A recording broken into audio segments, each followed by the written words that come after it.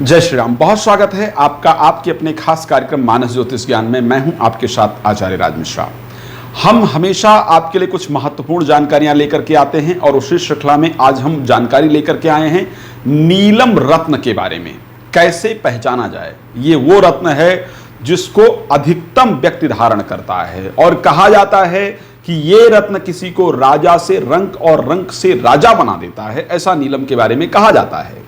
तो नीलम रत्न की पहचान क्या है और क्यों कई बार कुंडली में नीलम रत्न होते हुए भी कई एस्ट्रोलॉजर हमें नीलम रत्न के बारे में सजेस्ट करते हैं और हम धारण करते हैं, या तो उस रत्न से कोई फायदा या कोई नुकसान नहीं होता है, या कई बार उस रत्न को धारण करने से हमें सिर्फ नुकसान होता है।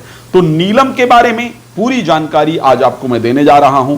नीलम या ब्लू सफायर जिसको हम कहते हैं, उसके बारे में पूरी जानकारी मैं देने जा रहा हूं। नीलम के क्या क्या नाम हैं? नीलम को लेकर के देखा जाए, हिंदी भाषा में नीलम या नीलमणि नाम से इसको उच्चारण किया जाता है। इंग्लिश में सफायर कहा जाता है, ब्लू सफायर के नाम से इसको कहा जाता है। बंगाली भाषा में इंद्रनील के नाम से नीलम को कहा जाता है। मराठी में नील रत्न इसको कहा जाता है और उसके साथ गुजराती में नीलम कहते हैं।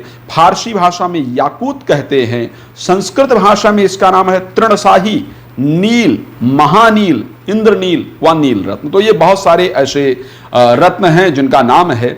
अब नीलम को लेकर के देखें कि नीलम पाए कहां कहां जाते हैं। नीलम भारत में पाया जाता है। भारत में जम्मू का जो नीलम था वो सबसे बेहतरीन था, खैर आज नहीं रही उसकी खानी।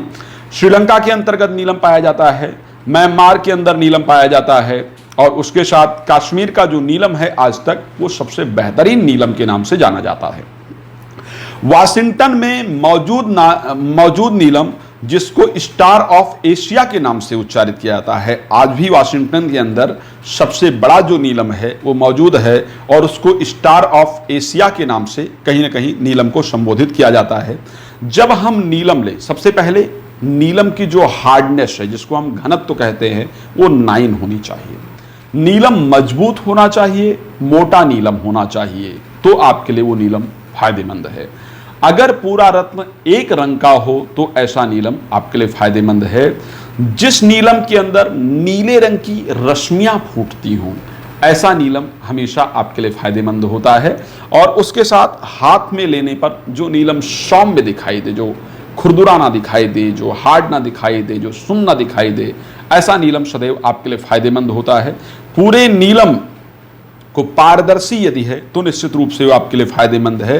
और नीलम की सबसे बड़ी पहचान जो बताने जा रहा हूं, जो सबसे बड़ी पहचान है नीलम की, नीलम के पास यदि किसी प्रकार का तिनका लेकर के आया जाए तो तिनका स्वतः ही नीलम से चिपक जाता है। यह नीलम की सबसे बड़ी पहचान है। अब कई बार आपकी कुंडली में नीलम होने पर भी, आपको असली नीलम मिलने पर भी वो नीलम आपको नुकसान क्यों करता है? जिस नीलम के अंदर कोई चमक नहीं है, जो नीलम शून्य है, वो आपको असली नीलम होते हुए भी नुकसान करता है। ध्यान रखिएगा। जिस नीलम में सफेद डोरा दिखाई दे, कई बार नीलम आप रत्न लेते हैं उसमें सफेद डोरा दिखाई देता है, ये नीलम दोष युक्त कहा जाता है। ऐसा नीलम आपको नुकसान करता है। जिसमें लाल धब्बे हों, जिस नीलम के अंदर लाल धब्बे होते हैं, वो नीलम सदैव आपके लिए नुकसानदायक होता है। ऐसा नीलम कभी धारण नहीं करना चाहिए, चाहे कोई फ्री में दे।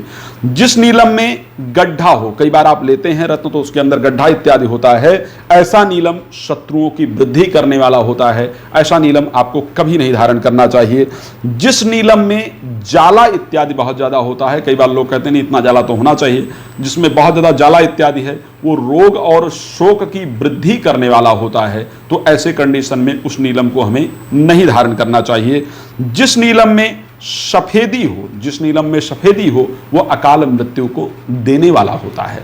तो जब भी आप अगली बार नीलम को खरीदने जाएं तो इन सभी चीजों का ध्यान रखें, एक सही रत्न खरीदें ताकि आपको लाभ हो। चलिए मैं अपने शब्दों को विराम देता हूं। किसी जानकारी के लिए, सही रत्न प्राप्त करने के लिए आप हमें कॉल कर सकते हैं। जय श्री राम। बहुत धन्यवाद।